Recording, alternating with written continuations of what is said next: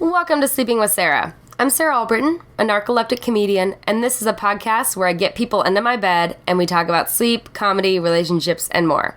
I'm happy to be part of the Laugh Factory podcast network. For my 38th episode, I interviewed comedian and actor Joel Boyd. Joel is in the upcoming play at the Goodman Theater, Twist Your Dickens, from December 2nd through the 30th, and you can also catch him at the MLK Variety Show at the Laugh Factory on December 29th. You can follow Joel on Twitter and Instagram at JoelBoydTV, and check out his website, joelboydtv.com. You can catch me at Secret Size and Alibis on December 6th at the Elbow Room and at Whip Theater on December 8th. Joel and I talked about so many things. We talked about hallucinations, weird dreams, near-death experiences, starting comedy at 14, and find out from Joel how to get a girl to like you. We did this interview on election night, so this was before any of the results had come in, so we were a bit more hopeful at the time, but that plays into it a little bit. Sleeping with Sarah is brought to you by Audible.com. Go to audibletrial.com/sleepingwithsarah to get a free audiobook of your choice. This week I'd like to recommend Born a Crime, Stories of a South African Childhood by Trevor Noah. Again, that's audibletrial.com/sleepingwithsarah. If you like the podcast, please remember to rate and review on iTunes and iHeartRadio. You can find out more on the website, sleepingwithsarah.com. Find us on Facebook and follow me on Twitter at Sarah Albritton. Well, let's get started with the show.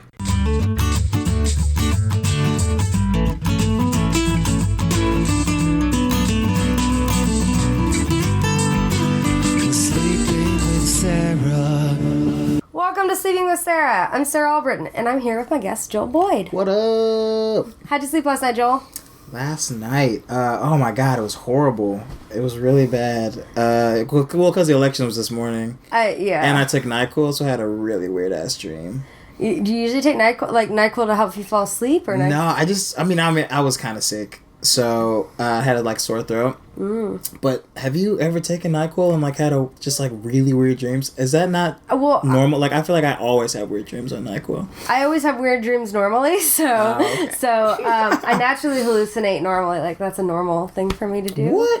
Yeah, it's the scientific term. It sounds like I'm making it up, but it's called hypnagogic hallucinations. What? That's an actual term. It's like when you're first really tired, where you first either wake up and you're getting into reality, then I'll have it, or when I get really tired late at night. Sometimes I'll see weird stuff. Yeah. Whoa. Sometimes they can be really cool, but a lot of times they can be scary. Yeah. So when I was a kid, I used to always hallucinate a spider crawling on my leg, and I'd have a sleep paralysis on top of it. Oh no, dude, that's horrible. Yeah. I mean, my dream, it was weirdly directly tied to the election. I had this dream that I was in a library, which I did vote this morning in a library, so I think my brain was just already ahead of myself because I had to get up at 6 a.m. to go vote early. And so my dream was that I was in this library, and it was me and a bunch of just people from the hood, and they was just the only way they can get people to vote in the hood was to have white girls running around with their tits out. What? I don't know why. This was my dream last night. Ask my subconscious. But yeah, it was legit. They were just all right, we're gonna vote in a few minutes, and then all these I think they were school almost nun-looking women came in, but then shirts were off. And then, I don't know how that connected, but then suddenly all the young black kids were yo, let's vote. So is that your next plan for next election? I think that's how I'm going to get it done. You think you're know just what I'm saying? Wet t-shirt contest while you go vote? That's how else do you reach the kids, How else? You got to give them what they want. Well, this will come out a couple weeks after the election, so hopefully it will be good news. Oh, yeah. We'll see. I'm fucking checking my phone updates. It's scary right now. By the way, can we curse? Should we we can curse. Can we curse? We can curse. All right. Book. All right, cool. They don't put any limits on me. I can say whatever the fuck I want. Cool. So do you usually take stuff to fall asleep, to help you? To help me fall asleep? No, I'm really, I have a weird talent. I can kind of fall asleep anywhere, at any time. Hey, we have that in common. Yeah. Oh, wait. No, you're narcoleptic, yeah, right? that's Yeah. I mean, I have a choice. You have a choice? That is my thing. So. Lucky. But yeah, I kind of got over a fear of ever being homeless, because I was I'm kind of perfect for being homeless. If I ever if shit ever goes south and I'm just like on the streets, I'll be fine, man. Yeah. You know? I always thought that people might mistake me as homeless if I didn't wear a nice coat because I'd be sleeping on the train all the time. Mm-hmm. So if I always had to have like a nice coat, otherwise true. people might just I did that this morning. Yeah. Yeah, I was sleeping on the train. Oh, I fell asleep on the train this morning and afternoon. I think my body's almost trained to wake up at my stop. Oh, yeah. That's good. It's like my I always try to get a seat because I'm like, oh, then I'll have a morning nap and an afternoon nap. Yep, bam. There you go. I think napping is very important to a happy life. Important. It's also, did you know scientifically it's proven that it's not good for you? Really? Yeah. I mean, it feels good, I think, to do it every now and then, but I don't know where I read this, but it was just like it throws off your circadian rhythm. Like, your body's like natural, you know how we're supposed to sleep for 8 hours a night or whatever bullshit they say. I heard if it's less than a sleep cycle. So if it's less than 90 minutes, then yes, it could be bad. Yeah. But if it's more than 90 minutes, then it's okay. Because if you get a full sleep cycle and it's supposed to be all right. Yeah. Yeah, true. I totally fucked that up today. Because I had to wake up to vote at like 6. I went and voted, and then I came back home to like get a couple more hours in before I had to go to my next thing. So I didn't time it very well, and I slept for about, I think, 2 hours, and I woke up in the middle of a REM cycle. So it was like... Oh, so that's why you hallucinated. Yeah, I was like... It was super... Yeah, it was bad. Bad. See, that's what happens. Like, our brains get thrown off, and then we get... Like, for me, whenever I take a nap, almost always, even though I'm asleep for like 2 minutes, I'll wake up and be confused for a little bit. Yeah, it felt like I had been drugged. Like, I was just like, oh no, I don't like this. You don't like feeling out of control. Yeah, it was real weird. Do you do drugs or anything? Man, I smoke a lot of weed. Yeah, you seem like someone that'd be fun to smoke weed with. Oh yeah, I think I drew a joint on your pillow downstairs. Oh yeah. By the way, he doesn't just he's not just graffitiing on my pillows. I have a pillow I asked him to draw on. No, I'm just straight up hood like that. I just draw blunts on things. No, no, yeah. It'd be funny if there's someone that's just like their crazy habit was just to draw blunts on random things. Like underneath tables and things that people won't notice. In the bathroom at like restaurants and shit. On the train. But no, yeah, I smoke a lot of weed. Do you smoke? Yeah, a little bit. Yeah. A little bit. Yeah, I mean, I live with Mike Robinson. Yeah. He's my roommate, so gotcha. We go through a lot of weed. I can see that. It's a problem. It's a budget. I do it occasionally. I'm not big enough to have a weed budget, but we have a budget. I did edibles the other night. I actually done twice recently, and last night I was just too tired because I had gotten up early because I came back from New York. Yeah. And then I was up most of the day. I took a little bit of a nap, and then I went to the show, and I took an edible beforehand, and then I just got super tired in the middle of it. Oh, no. And I had to I felt really bad because I hate falling asleep during shows, and I felt really bad, but I was enjoying the edible, but it just made me super tired. I'd have somebody walk me home. It was like a drunk girl, but it was just because I was so tired. Had you done an edible before? Yeah, I had. It was just because I hadn't taken, because I'd been up so long that because of the narcolepsy, I was really tired. Oh, yeah. And so then there was the mixture of the edible and that. Usually it's pretty chill, but... Damn. But last time I did a really good edible was when I saw Chance in concert last year. Oh, Chance the Rapper? Yeah. It was so good. I heard he was doing something for the election. He did, get out to vote little... this is so going to be topical in 3 weeks when this comes out. Right? The most topical either podcast. The world is burning or not. But yeah, it was really cool. It was like... What was it? Pitchfork I went to last year. And he killed it. And yeah, I think everybody was on something at that concert. Yeah. But yeah, it was good. It was good times.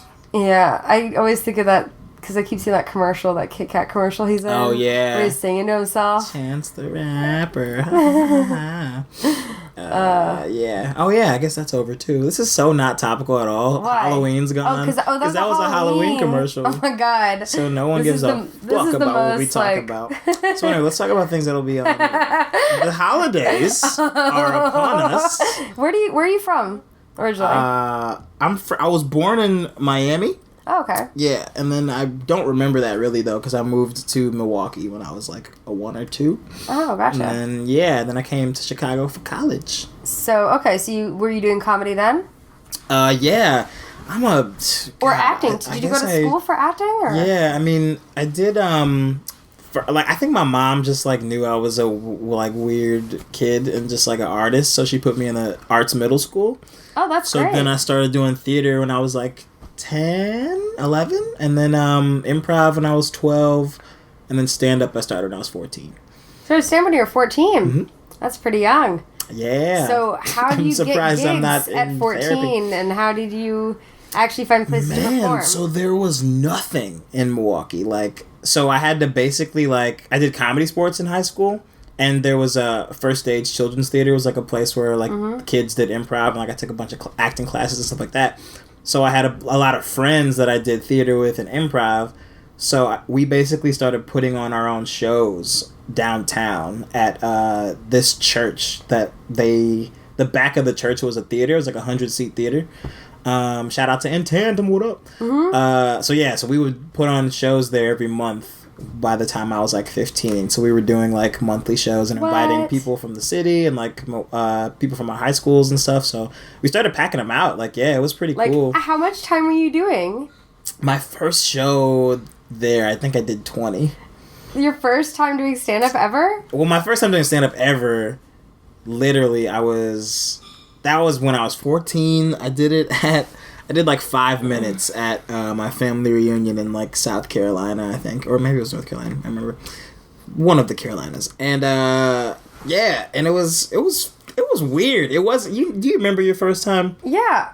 Doing it? Yeah. It's not good or bad ever. It's just a thing you did. Yeah, it was, well, I've been performing a lot of my life, and it was just I had seen stand-up, but I didn't know, what to expect. I didn't bring anybody. I didn't know anybody there. Where'd you go? Merkel's. Your first time? Merkel's. Your first time was Merkel's? Mm-hmm. The mic? Yeah. Get out of here. I Googled the closest mic to me, and that was that. Did you know it was a competition? Or was it a competition back then? I didn't know it was a competition, no. Holy shit. But I did decent. Thankfully, I said to somebody that was my first time, and they were, easy on me or whatever. Yeah. But, no, I didn't know it was a competition at that time. And, I mean, I got, a couple laughs, which was surprising. But it was, that's where Alex Selkson, who runs a show with me. Yeah. Secret Size and Alibis, she was there at my first mic ever. Mm-hmm. She's one of the girls. Her and Ashley Corby talked to me afterwards, and they were like, hey, you should keep doing this, They were, encouraging, so because of them, I kept doing it, and then I got the bug, and I was like, I gotta keep doing it. Damn. But it's kind of an itch. Yeah. Do you feel like that? Oh, yeah. And whenever I go too long without doing it, I gotta do it. It's... Yeah, I have to make sure if I do a family, trip, I'm like, okay... The max I feel like I can do without doing is 4 or 5 days, maybe. Really? Without feeling weird. Yeah. Without feeling I mean, I feel like I'm out of myself if it's been over 2 weeks. I think I did 10 days when I had the mumps back in the spring. Mm-hmm. So because I didn't want to get anybody sick. Yeah. So that sucked. Damn. Yeah. So that was. Who gets the mumps? I know. Okay. Okay, wait. I was supposed to be interviewing you, but I'll tell you this thing real quick. Even when you get shots, I guess, because I had all my shots I was supposed to get, my parents weren't anti-vaccine or anything like that. I got my shots.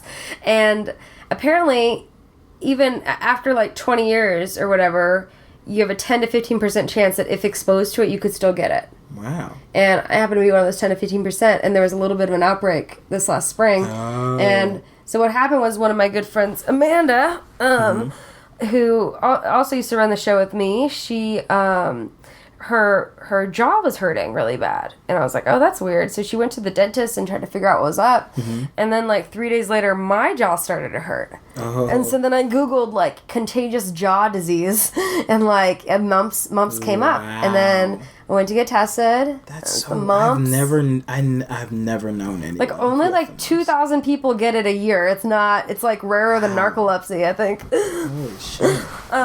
So it's... Well, you made it. Congratulations. I survived. It's actually not that bad. It's just they can't do anything for you. They're like, oh, we can't do anything. What? They just go get some rest? Oh, no, ibuprofen and sleep and stay away from people. Oh, okay. Oh, wow. So 10 days. Yeah. And the funny thing was that my roommate at the time, Emily, So I was, my friend Amanda, she had the mumps too, so she came over and we were, like, sitting in the kitchen, you know. Emily comes home, like, with a suitcase, like, from doing a weekend of gigs. She opens the door, and she goes, oh, no, both of you are here? No. Oh. She's like, I'm doing Conan next week. Like, don't tell anyone, but I'm leaving right now. So then she closed the door and left because she didn't want to get sick. Yeah, oh, that's awesome. But it was just, like, the funniest thing. She's like, don't tell anyone. Yeah. I got Conan. I'm doing it next week, but you're not fucking getting me sick. Wow. That's so funny. Yeah, that was pretty recent. Yeah. This was like March. A few months ago, yeah. Wow. But I just thought that was funny that we happened to have it. And it was like the one time I was out of my room in the whole week, and she happened to come home at that time. Oh, my God. Have you ever been really sick? I've had pneumonia twice. Oh, wow. Yeah, survivor of that. And I will just, my whole life, I think the universe has tried to kill me. Like, I just, legit, like, not when I was 9 days old, I had a blood transfusion. I was in a pretty crazy car accident when I was, like, I think 4 months old or something like that. Whoa. Like, my car seat, my mom was driving down the highway, and the semi-truck, like blew into the back of the car. I was in a car seat, and I flew through the windshield and landed on the hood of the car. And when the paramedics and everybody got there and like dusted all the glass off me, miraculously I only had like one scratch on my ear. Are you sure you're not like a superhero? I might be a superhero. Because how does that, a baby flying through the windshield? Hold my entire car seat. Now, was it a car seat that was facing, where the baby faced the chair or the baby faced out? I don't know. Because they had those two different kinds back then. I don't know. This is in the 90s. You were so lucky, dude. Yeah. I don't know. Somebody's looking out for me. How many near-death experiences have you had? So those two, and then I've almost drowned a couple times. Finally learned how to swim, thank God. Were you swimming without knowing how to swim? No, it was just like, I think the first time I was like 3 or 4, and we took a vacation in Minnesota. Who fucking vacates in Minnesota? But and I was just kicking my feet on the edge of the pool, and me and my little sister, and I guess we kicked too much water underneath us, so I slipped in the deep end. And then the second time I was at my mom's, like, we went to this like lake. It was like my mom's job's, her coworker's barbecue thing, and it was at a lake. And everybody was like out in the water, but I had like the noodle, you know what I mean? And it was just like, fine, I can float. And then the water just kept pulling me out and out and out and out and out. Oh, no. And I was just like, ah! And then finally everybody turns around and I was like, Joel. And how old were you? That time I was probably like 7. Yeah. And so then you got into swimming lessons after that? Yeah. Right after that, my parents were like, nah, dude, we're taking you to the YMCA. So yeah, then I started doing that. And then just a bunch of other like injuries I had as a kid. What was the most is there something recent recent injury? Oh yeah, what was the most recent one? Oh yeah, my back. What? I'm an old man. So I worked at Trader Joe's. That was my day job for like 3 years. Hey, following Josh Johnson did that too. Yeah, for real. Let me see where he's at.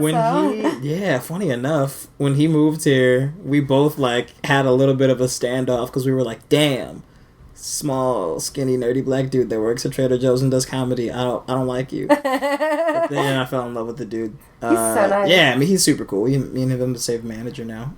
Yeah. But yeah, I'm super proud of him. But yeah, so I hurt my back at Trader Joe's, like heavy lifting and all that stuff.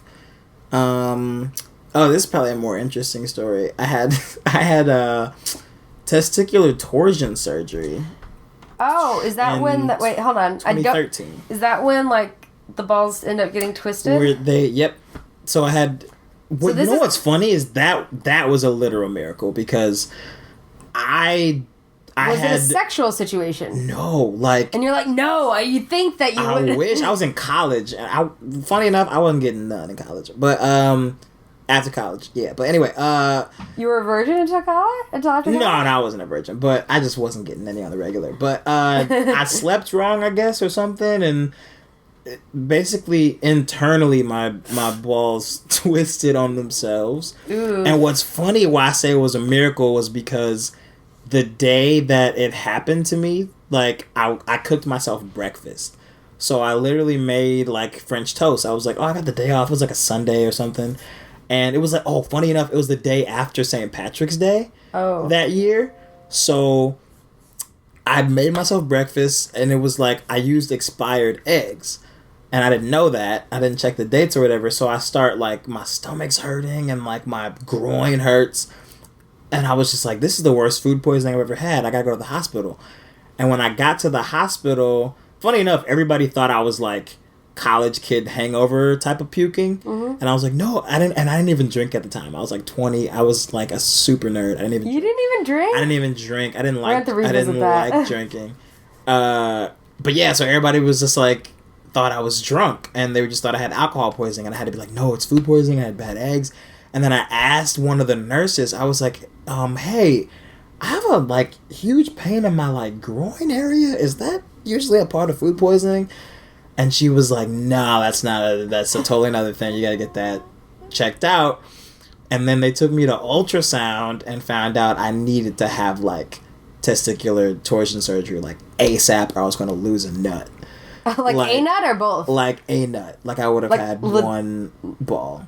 Well, that would be awkward to explain to people. Yeah. I mean, you can get a prosthetic. Yeah. But they basically... Wait, they have prosthetic balls? Oh, yeah. Why would you would never know the difference. Sorry, but why would you want two? Like, I mean, sorry, I think balls are kind of gross anyways. Like, I mean, yeah, but to be a normal, to feel normal, you know, to not have to explain that every time you pulled it out, you know. Yeah, like, I guess you're right. That would be weird. But I feel like a lot of guys that are uncircumcised don't explain it.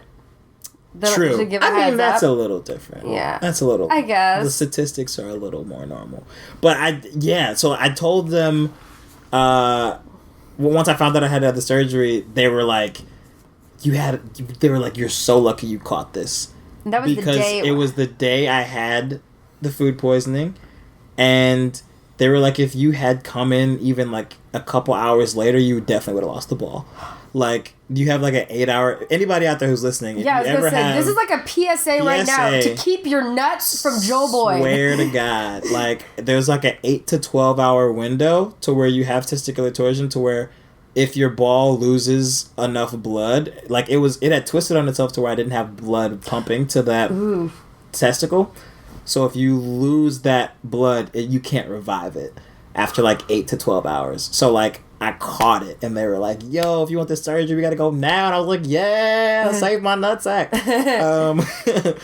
So see, you do things like most guys don't do. Like, I know so many guys, like, I got my friend Elliot, he, hurt his wrist like a couple months ago, like a month and a half ago on his bike, and he's like, wears this thing once in a while just because it hurts. It's like, I think it might be broke. I was like, why are you still wearing that? And he's like, well, I think it might be broken. I said, well, why don't you go to the doctor? And he's like, well, it's going to cost money. And I was like, yeah, but you've got a broken wrist? Like, you should...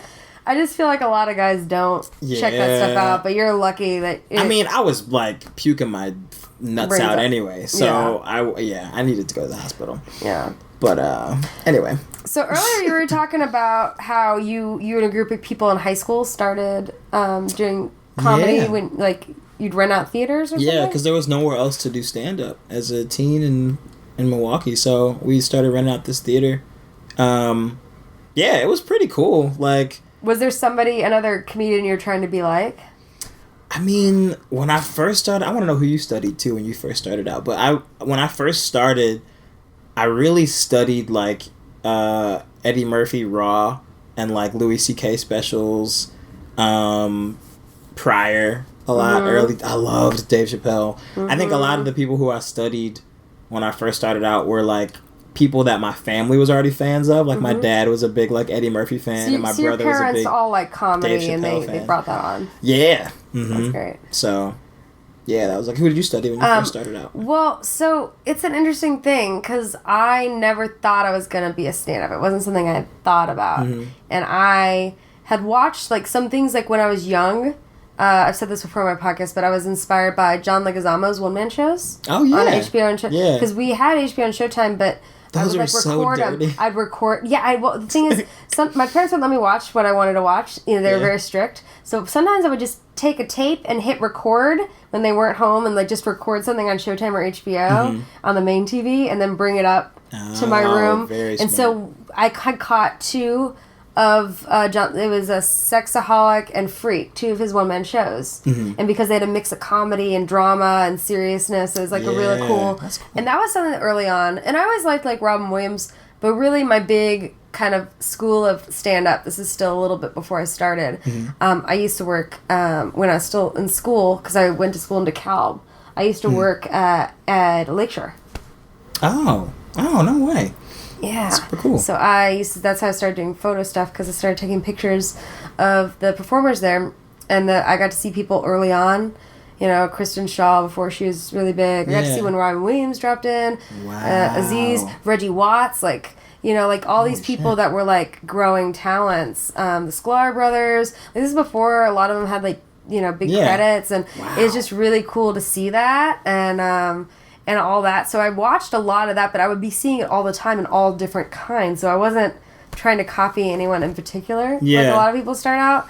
So I kind of came from a lot of different things. I kind of was strictly like not trying to copy anyone's kind of voice and still, you know. And I think we're always trying to like refine our voice and, you know. Yeah, constantly. I mean, and I don't think people really acknowledge this, but your first like year of stand-up really doesn't count. Yeah. Like, because you're trying to just like sound like a bunch of people that you think are good or whatever. Yeah. And I think my first year, I definitely probably sounded the most like a mix of Eddie and probably Louis.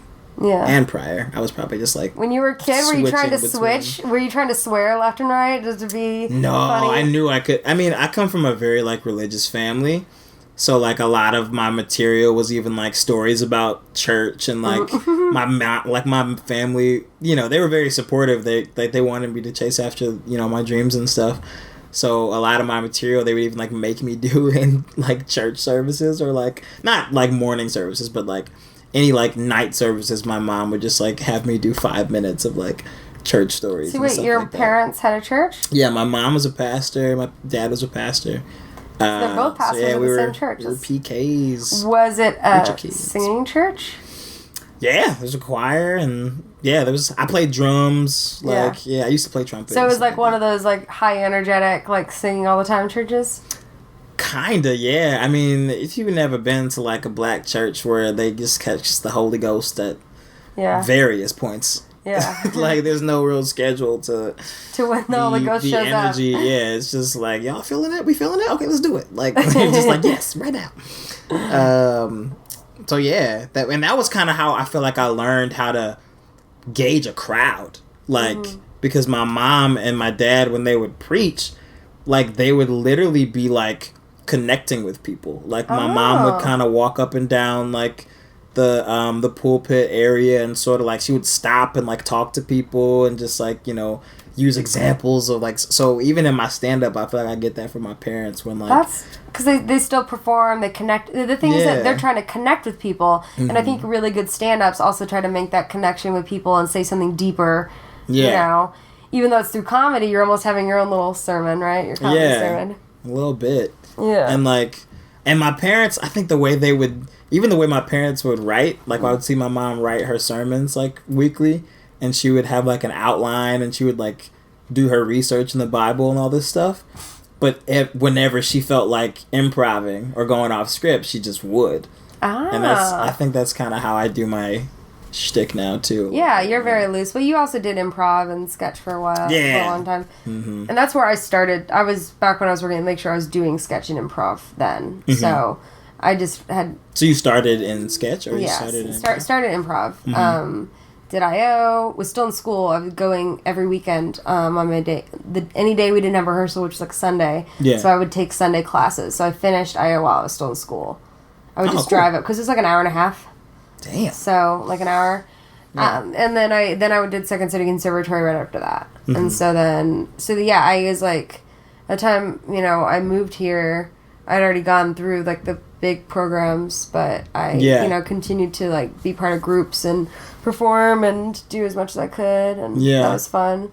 And then I got tired. So when did you move here? I moved here right after school. But I was basically already here. Like, I'd spent the previous summer living here. Mm-hmm. And, like, so I would try to spend a lot of time here anyways. Yeah. So, and working at Lakeshore. So, still lived in the same neighborhood and all that. So. Wow. I mean, yeah, Chicago's, like, comedy school. Like, I feel like the city is, really. And I think, I mean, I did a lot of weird shows and that were really fun, but then I was part of these groups that would, like, we'd have a run here, we'd have a run here, we'd have a run here, and then people would get busy and it'd fall apart. Yeah. And it happened to me for, like, 3 different groups, and I was like, I don't want to depend on other people to perform. Right. That's kind of what happened with me when I started stand-up, like, because I was in, like, some improv groups. And the ripe old age of 14. Yeah, for real, though, like, because I did plays and stuff, and then I was just like, Did you do professional plays back then?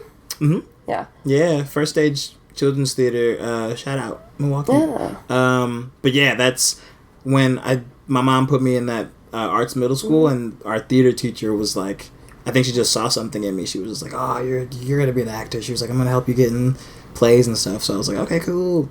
And she started putting me in theater academy, and there was like summer programs, and they put on like real productions. Yeah, I was part of a group in Louisville that did that. Mm-hmm. It was Walden Theater. I think they recently went through a name change, and I can't remember it, so sorry. But I'll put a link on the website. But Walden Theater was an after-school like acting conservatory. We'd have rehearsal, or we'd have class twice a week, and then they'd put on real plays in professional venues. Yeah. And then they would do Shakespeare and do plays that were a bit more experimental. Like, they did The Rhymers of Eldritch, which was like a darker play that like had some darker subjects. And these are kids between 7 and 18, you know? Wow. They did like Trojan Women. We did like Shakespeare, you know? They did a lot. And I was looking back, I'm really grateful for all the things I learned there.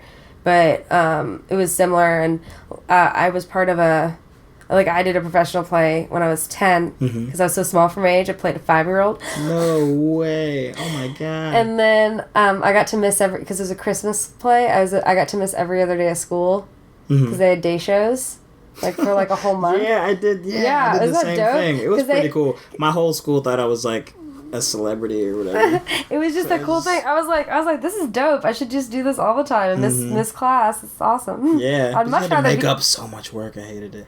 I mean, it was fun, but like I was part of a weird kind of hippie school. So they thought things were life experiences. Oh gosh. Yeah, no, we got letter grades, but we also got effort grades. So someone could get a D, but get a 5 for effort, which means I tried really hard. What? Oh my god, they tried real hard. Wow. But whenever we go on vacation, the school, my parents would be like, "Oh, like what about homework and that kind of thing?" If we had to miss school, they'd be like, "No." Wow. They'd be like, "No. This is a life experience for your child. What? We want them to enjoy the life experience. Do not worry about the homework. Do not worry about that thing. Let your child enjoy and immerse themselves in this life experience." Wow. They were some hippie parents. St. Francis and Goshen, Kentucky. Oh, yeah, they all did shrooms. That sounds fun. We in 6th grade, when we learned about the Civil War, we reenacted it with water guns and water balloons out in the country at my teacher's like farm. What? Like, this is a very weird school, but very weird in the best possible way. What grade was that? 6th. 6th grade? Mm-hmm. You guys are playing with water balloons. That's funny. Yeah. We did a lot of weird stuff. What was it? When we studied the Vikings, we'd have classes that connected. So art class, we'd be making, like a lot of classes contributed into making this big Viking ship. In social studies, we studied the Vikings. Yeah. And then in social studies, we set the ship on fire to reenact a Viking funeral. Oh my god. Like stuff like that, which was really weird. But looking back, I remember so much more from that than I did my public high school. It was like... Whoa, that's nuts. Yeah, they were weird. So you did a lot of theater growing up, and did you... Were you drawn more to comedy, or do you want to still do... Like, because you're doing... theater. Yeah. You did a show at Steppenwolf and you got one at Goodman, right? Yeah. I don't know. I think comedy is... It was natural to me, I think, because of this is funny, I think that people say this a lot, but it's true, like bullying. Like, I had a lot of, like, natural tendencies to make people around me laugh, and being a middle child, you know, kind of just being that tension breaker in the house a little bit. But yeah, naturally, like, I started to notice, like, bullies would stop fucking with me because I was funny. Oh. Like, for real, so that was your defense mechanism. Yeah. And a lot of my best friends growing up from, like, I would say 2nd grade up, they would pick on me first because I think they liked me, but they didn't know why, so they would pick on me. Mm-hmm. And then I would be like, but I'm kind of funny, right? And they'd be like, all right. And then they would stop bullying me. And most of them really became my best friends, like... So people that used to bully you, like you're Roger, to your Doug, like people used to, and then you become friends? For real, like a lot. It happened like 2 or 3 of my best friends from like 2nd to like 6th grade. Weird. Were like assholes. Like, so were you always like small for your age too? Yeah, and just like the youngest. Like I skipped a couple grades. A couple? Well, I skipped kindergarten because I could read really well when I was little. And then, in college I skipped again. But, yeah, so I was always, like, the youngest or, like, the smallest. You could skip a grade in college? Wait. Yeah, because I just did a lot of extra work. Like, I went to college prep high school. So I took a bunch of tests. Yeah, and I came into college with, like, 18 credits. Sweet. And then I took a bunch of, like, summer courses and stuff. I took overload, so I graduated a semester early. Yeah. Oh, yeah. So save a little money, man. Yeah, because I figured out like the credits cost less. Like if it's more than 16 credits per credit, costs less. Mm-hmm. So then I took between 19 and 22 credit hours every semester. Yeah, but half of them were theater classes and dance classes and other stuff. Yeah. So like because I knew what I was going to do initially, so it wasn't a big deal. But I just figured I'd fill up my schedule so I wouldn't have time to go in between classes and nap. Right. Because like I wouldn't want to sleep through classes, so I had to have a full schedule back to back to back to back. Yeah. Because then that way I wouldn't have any break to sleep. Yeah. I would do crazy shit. Like in college, I would stack my schedule so that I remember I would do this almost every semester. I would stack my schedule so that I only had class like 3 days a week, like back to back to back, like Monday, Tuesday, Wednesday, and then I'd have a full 4-day weekend. Oh. To do like whatever I wanted, like mostly work, but like comedy. I'd go to mics and I had a fake ID. Yeah. I had a fake ID in college, and I told you I didn't drink, so I literally was begging. I begged so many people to try to find a good fake so that I could hit clubs and do stand up. So wait, were you doing clubs and stand up at 21? Well, like bars and going to mics and stuff. So what happened when you really turned 21? I just started, nothing. I just kept going. I mean, yeah, from like age 18 to 21, I was using a fake. And then, funny enough, my fake got confiscated the week before I turned 21. And I was like, well, fuck it. I don't even need it now. Yeah. So, yeah, that's how I did it. Yeah, I didn't even drink. I just used it to get into bars. Do you drink now? Yeah, I drink now. I think it takes a while to get that taste. Adultness and depression will get you a drink at some point. Yeah. But a breakup, whatever. Yeah, whatever's going on. But yeah, I just didn't want to. And I didn't smoke or drink till I was like 20. Well, good for you. Yeah. That's awesome. Just didn't want to do it. You smoke cigarettes or no? Nah. No. Yeah. Nah, I don't do that. That's do you? You smoke cigs? No. Yeah. I don't know. I try. Like, you ever just go, like, try at a party and you're drunk and they're like, dude, it'll feel good, man. The nicotine with the drunkenness. And no, because... Take a puff, bro. I tried it when I was 12. My dad made me smoke. Because I said I was interested in it. It was Marlboro Reds, and he told me to suck it in real deep, and then I coughed and, like, threw up. And so I've had flavored tobacco out of a hookah before. But cigarettes have no... And hookah's even worse for you. Did you know that? No, I used to live with a roommate she's a super stoner. She had this big ass hookah and she'd smoke different, I forget what she'd call it, and then different flavored stuff. Some of it was like strawberry watermelon. They had like complicated flavors. It was great, like cookies and cream. Oh yeah, it's like it tastes good. It's like, hey, maybe instead of eating that toe ice cream like I want, I can just smoke it in. Yeah. Damn. So. Yeah, man. So you've been doing stand-up. So you've been doing stand-up a while, then. Yeah. I mean, it's almost like second nature now. Like, I just started getting comfortable with, like, doing, like, going way off script. You know what I mean? Like, I feel like once you've been on stage for like a number of years, or you just get comfortable up there, you can just like not having to list your set out every time. Yeah, or follow it. You can just start fucking around. Yeah, you know. Yeah, but I've just now started to get comfortable with that too. Are the roles that you're doing in theater, are they comedy? Are you the comic relief, or is it completely different? And my theater stuff, kind of depends. Yeah, I mean the play I did at Steep Theater this summer was probably my most serious work I think I've ever done. And it was weird because my character was he was a British orphan, pretty much. So I had to like do an accent, and it was my last day with my foster mother, so it was a really sad scene. And I've been did you have like a little Cockney accent? Yeah, we had a very specific it was specific to northwestern London. Like you had to learn, like we would watch Simon Pegg movies and like his web series. Oh, I love because Simon Pegg. Actually where Simon Pegg is from is very similar. Shaun of the Dead. Area. Yeah, like one Shaun of my favorite movies. All that stuff. But yeah, so it was really serious and like sad. And it was funny because when I first started doing the show, I was so used to laughs whenever I'm on stage that I would still get backstage and like still count laughs. Like after our scene, it was a 20-minute scene, and it was like a play that was split up into 3 20-minute scenes.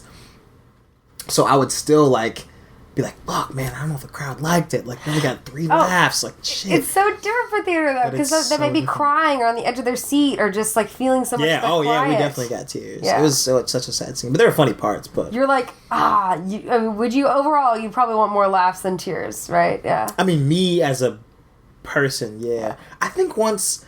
Do you remember the first time you ever got a laugh? Do you remember that? Ever? Mm-hmm. Oh, wow. Like a big one, like...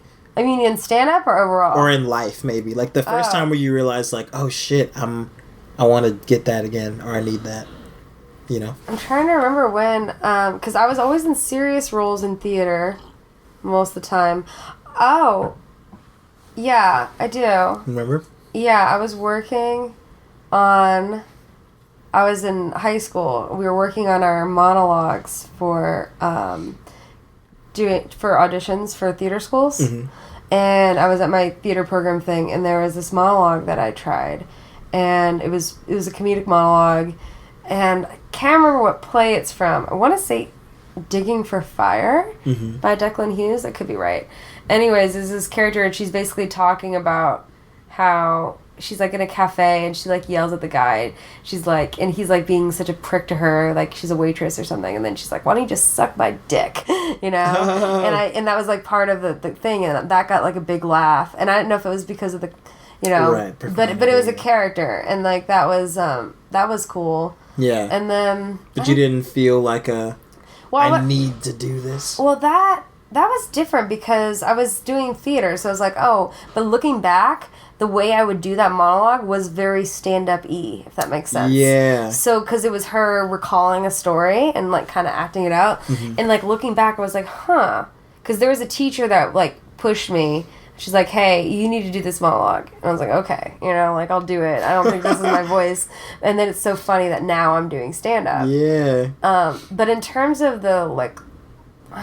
the big laugh where I had to get enough. Like, there's definitely points when I had a joke that was a really good premise, and then like, that was, like, when I first got my real good joke that I really liked, that was, like, a strong premise, and I knew that was when it got me excited to really come out and do more. And do more. Yeah. I think, for me, it was definitely... I will never forget this moment. It was the first play I did... No, I guess this was the second play I did. But I was in, what is it, Looking Glass Land? It was like a rendition Looking Glass Theater? No, it was in, it was like a rendition of Alice in Wonderland. It was called Looking Glass Land. But they like did a different version of it. And I was a pawn, and I was also the train conductor. I'll never forget this. So I only had like 3 or 4 lines. But the first show we did in middle school, I think it was in 6th grade, and I added this like really sarcastic laugh to some snarky line to Alice, and it got the biggest laugh in the whole show. Mm-hmm. And I remember the first night that it happened.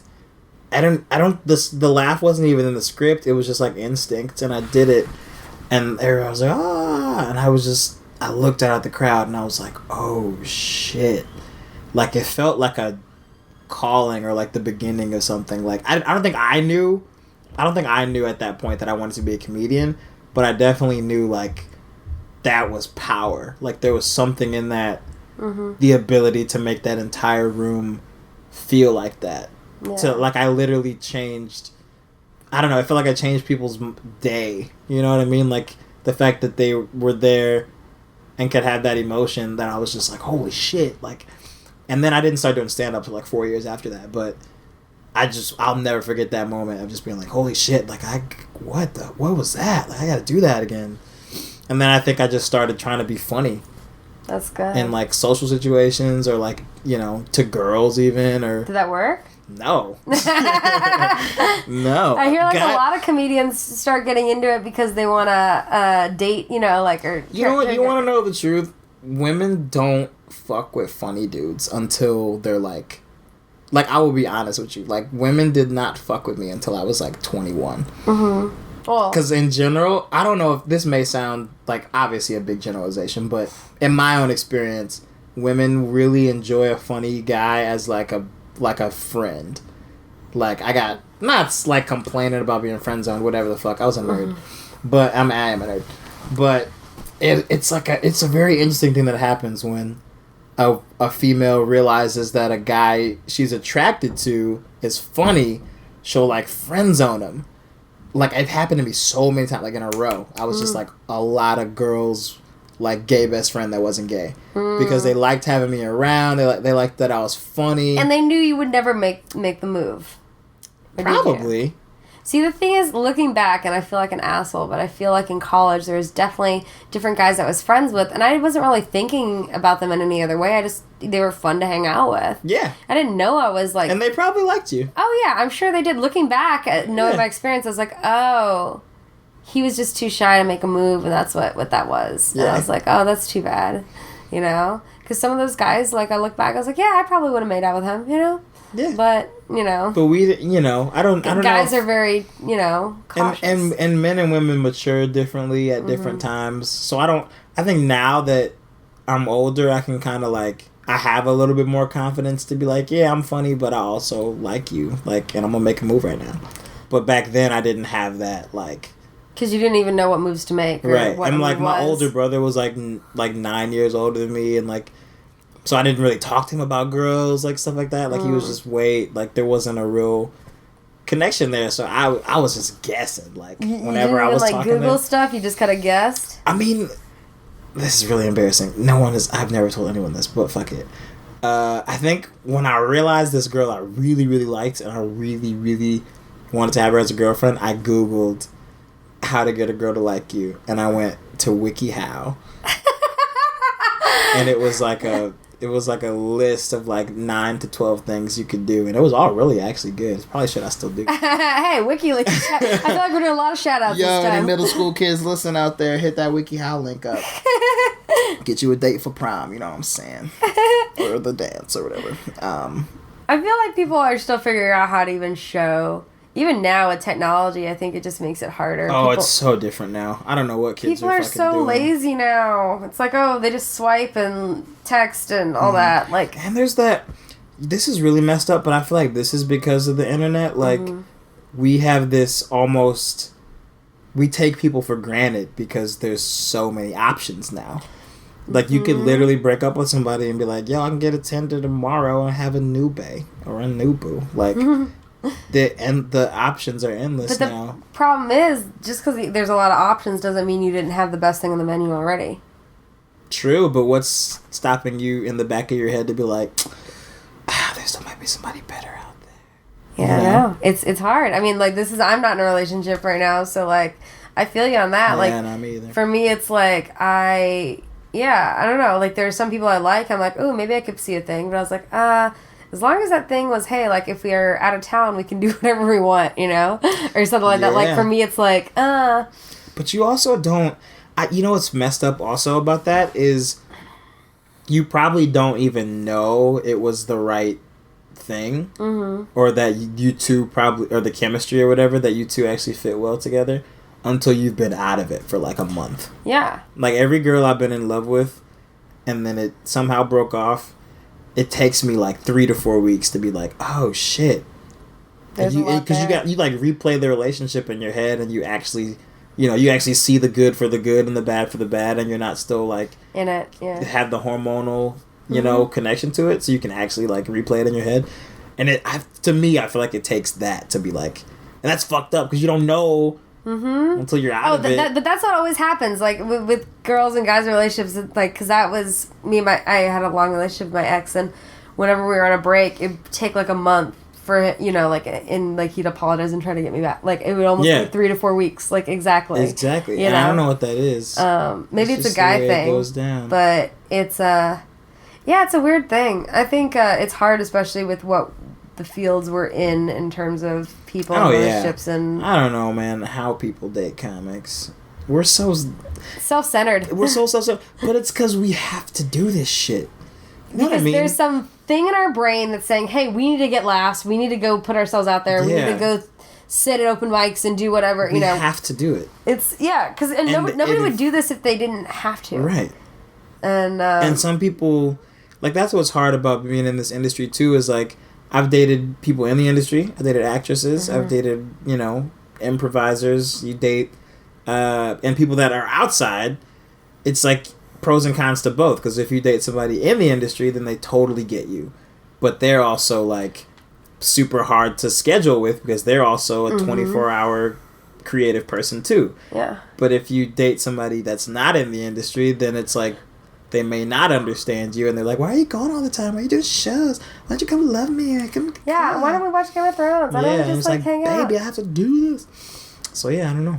That's why I think like someone that's like industry adjacent, like musician or somebody that's like similar artistic field but not competitive, because I feel like it would be weird if I dated someone that was doing the exact same thing as me. I don't think I could date another stand-up. Because I think that would be really weird. So like and also just because I know stand-ups are insane. And then we're insane. We're like depressed, we're on drugs, we have problems. There's like, no consistency. No consistency at all. So don't date a stand-up, but hook up with us once in a while. Throw us a bone, right? Yeah, dude, we need that shit. So you never dated a stand-up? No, I don't think I could. Seriously, I don't know. Maybe I could. I mean, it also depends on like. I think people. I don't know. I think I interpret relationships or the compatibility with like just enjoying each other's company. Like, if you don't enjoy that person's presence or that person's company, then it won't work. So I'm not saying that. I feel like that's the basis of it. Like, so I don't know. Maybe there is a person who's a stand-up that I could, but you're basically saying that you don't like hanging out with stand-ups. I mean, I'll fuck around. I love stand-ups and. But I don't know, dating one, I just know they're just as insecure and crazy as me. So, like, what? I don't need 2 of that. We don't need 2 of that. That's a good point. I guess for me is I wouldn't want people to, like, around, like, the whole talk about, I wouldn't want gossip or other random shit, What kind of gossip? What do you mean? I don't know. Like, there's always drama with people that date and then they don't date and then they're, still booked on a show together, but they're broken up and, all that awkward shit, Yeah, man. But I just want, I don't know, it's weird for me too. I really just want somebody who's like as weird as me. Like, they don't have to even be funny, or she should be funny. I like funny people, but but you want someone funny, but let me guess, not as funny as you are. No, she could even be as funny as me, but like not if funnier. she doesn't do stand up, if she's funny and doesn't do comedy, that would be great for me. Because I would love to, like, not have to think about the industry all day. That's what I do anyway. Yeah. So if I could just get home and, like, not talk about it, and she's still funny, though, that'd be great. I think I just want someone to exist at, like, from, like, 12:30 to, like, 9 a.m. when I leave for work. To just, like, cuddle or, like, watch a TV or something like that. And then they just go away after that and let me do my thing all day. so awful. I'm such a horrible person. No, like, ideal world, somebody just makes breakfast for me every morning, comes over right when I'm done with my mic, like, my mics and my shows, and then just tailors their schedule to that's what I want. I want someone to completely tailor their entire life for me. The sad thing is that, oh no, I'm not gonna say that. I've known people that, I wouldn't say actually did it, but like came close to like significantly altering their schedules for that kind of thing. But I did not end up feeling strong enough for them in the end. So yeah, oh damn. I have a thing. It's like once it gets to 3 or 4 months and like you could feel the other person, like the L words on the tip of their tongue, you know? And like if I'm like, oh, I don't think we're on the same page, buddy, then I kind of I bounce out before he says that. You know, you can get that feeling. Oh yeah. You know, you can tell when they're almost gonna say it. I'm like, oh no, this is not right. Damn. But one time I tried to break up with a guy that was like, I was going out of town. I was going on a trip out of the country for a couple weeks. And I tried to break up with him before this trip. And he was taking it so well that I was like, fuck it. I'm midway through, I stopped breaking up with him and turned it into a different conversation. What? Because he did you still like him or love him? No, I just didn't know. I felt so bad because I was like, wow, this guy's really good at communicating. He's listening to what I gotta say. He's responding back intelligently. He's not getting emotional. Why am I breaking up with this guy again? And then like, he proved. But then you broke up again when? Like a week after I got back. Oh, jeez. I could have saw that coming. I know, and I felt so bad, but I knew if I had stayed with him like another year, probably less than that. If I'd stayed with him for like another 6 months, he would have proposed to me. Like, he was like ready. Oh, shit. Like, he's married now, which just shows you. See, I'm terrified of that shit.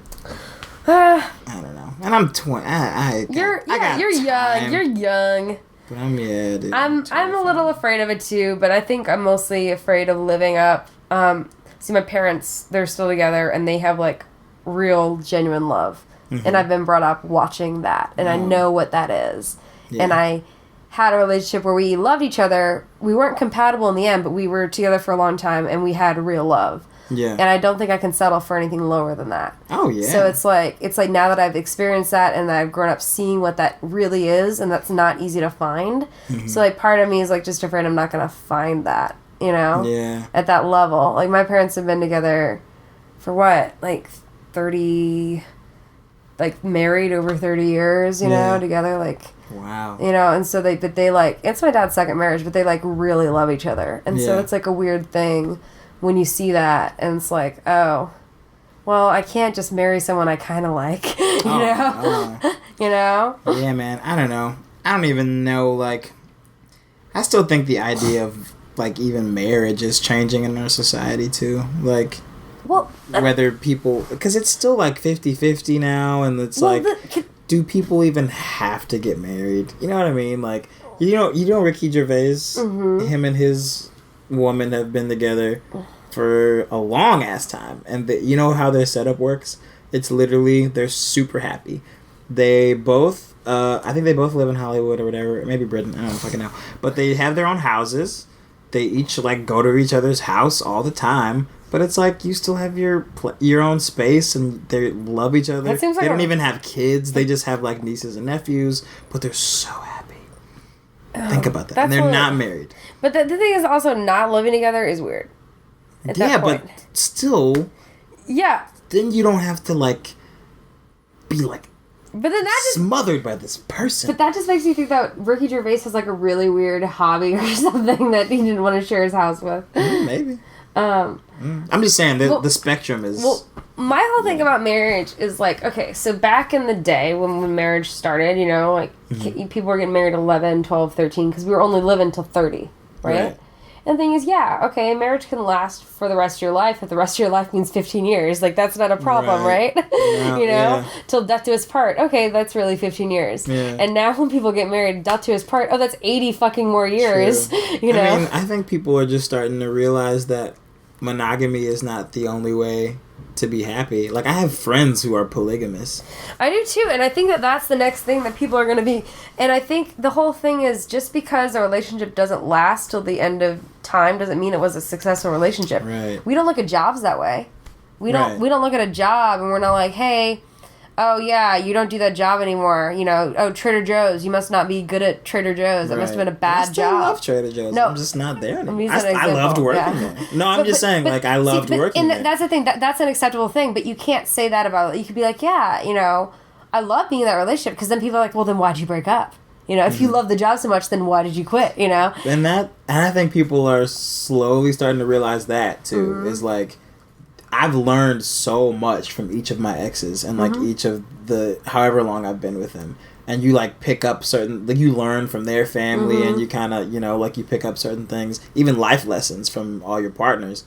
So, like, it's not weird to get a divorce. It's not weird to, like, you know, go your track with somebody and then you're like, damn, I wish this could have worked longer, but I think I've loved you and I've learned everything that there is to learn from you, but this isn't working and we have to go our separate way, you know? It's not, I don't think that's weird anymore. You should expect to have multiple life partners instead of And also, our society is technically already polygamous. It's just about telling people about it. Like, more than 50% of people get cheated on or whatever. That is polygamy. It's just only one other person knows about it, you know? Yeah. So technically, our society's been polygamous for a long time. It's just been complicated because of the legal actions. Yeah, I don't know. Marriage is weird. I mean, what do you think, that eventually it'll be throuples can get married? Yeah. Yeah? Probably. I mean, I don't know, man. I don't know. The way, I think the laws and definitely the laws have to catch up with progression of people. Like, and there's studies that are being, like, that are happening, like, that we're discovering things every day. Like, I don't know if have you heard about the fact that flossing is obsolete? Like, there was a study that was done, like, this year. The article came out, like, a month ago. Not that it's obsolete, but that it was proven that flossing was basically beaten into our throats because of, like, some dental association that made floss in a wide variety of distribution or whatever, so that they can make a bunch of money. And they started, like, doing these flossing campaigns or whatever, right? It was proven that flossing only treats the symptoms of gingivitis. It doesn't prevent gingivitis. So, like, if you ever get it, yeah, fucking floss.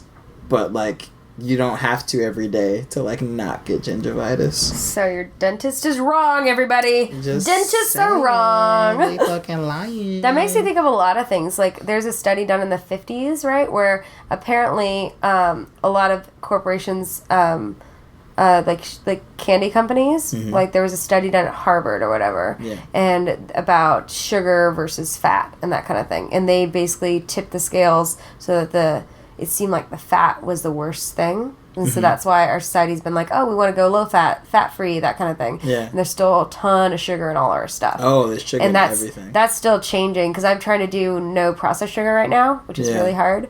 But, because we're the only country in the world that, like, I think we're under the nutrition stuff, under sugar. It doesn't have daily percentage, because almost all of our stuff is over 100% of what the daily percentage is. For sugars? Yeah.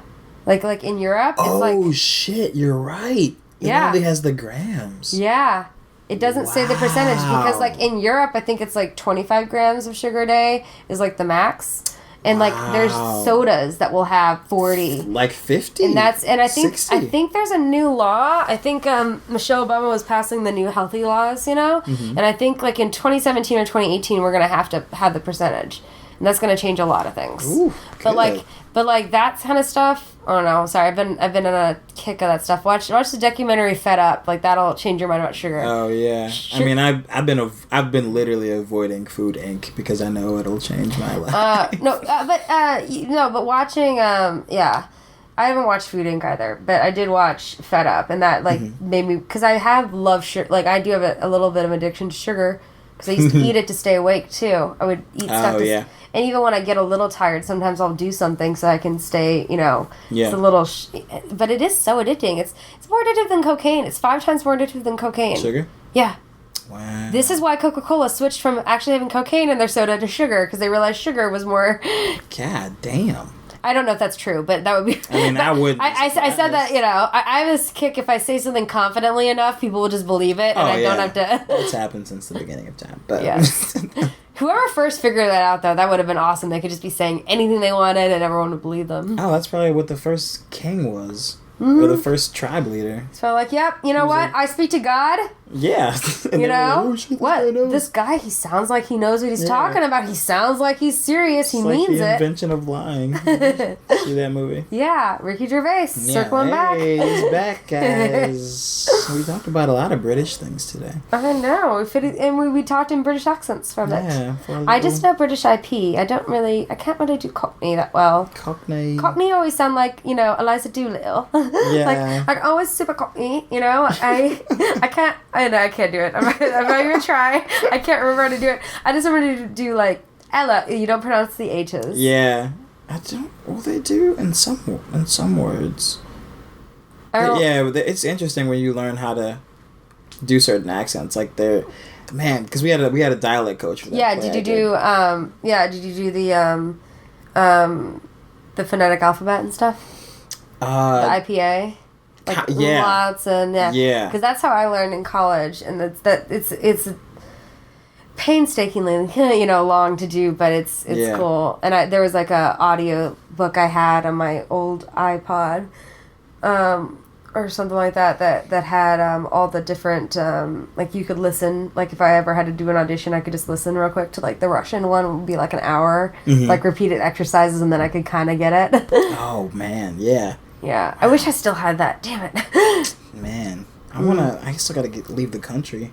You haven't left the country? No, I mean, when the opportunity arises, I do have my passport. Good. Who knows, man? If this election goes south, I might go tomorrow. Hopefully not. But you got a passport, so that's good. Yeah, I got a passport. I love Europe. It's fun.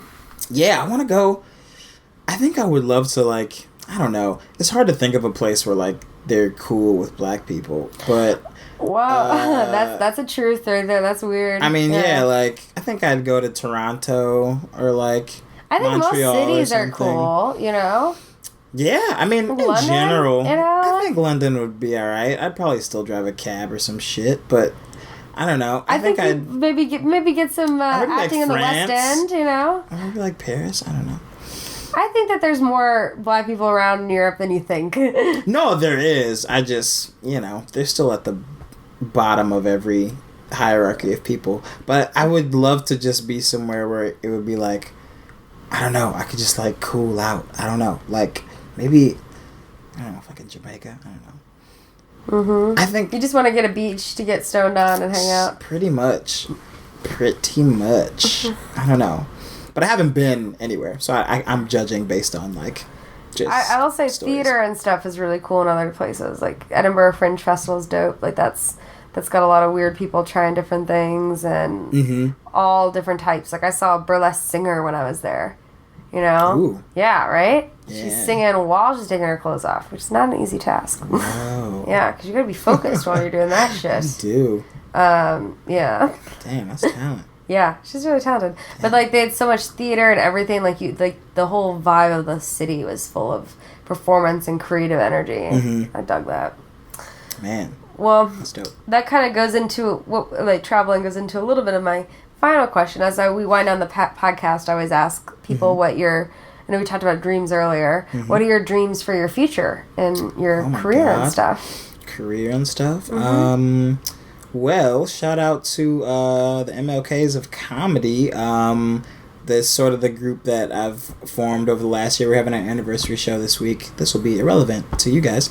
But yeah, so we're sort of trying to do this we started a company, Good Speech Entertainment. So we're trying to just make our own content and we're working on some scripts, trying to pitch some stuff to networks.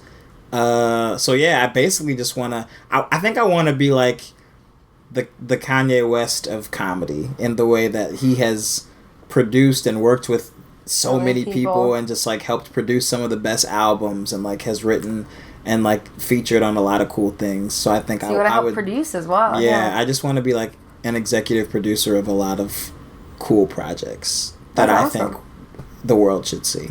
Yeah. That's really great, and do some stand-up while I'm at it, Awesome. That's pretty much it. Well, that sounds great. Well, thanks so much for doing the podcast. Yeah, thanks for having me. You guys end by going to sleep. So good night, everybody. Night. Thanks for listening to Sleeping with Sarah, where I slept with Joel Boyd. You can catch Joel at the Goodman Theater for Twist Your Dickens from December 2nd through the 30th, and follow Joel on Twitter and Instagram at Joel Boyd TV. This podcast is part of the Laugh Factory Podcast Network. Please remember to subscribe and rate and review on iTunes, iHeartRadio, and SoundCloud. This podcast is brought to you by Audible.com. Go to audibletrial.com/sleepingwithsarah. I'm releasing a new podcast each week. Be sure to tune in to find out who I have in bed with me next. Thanks to Josh Bryant for the music. You can view more on sleepingwithsarah.com, and please follow me on Twitter at Sarah Albritton. Until next time, good night.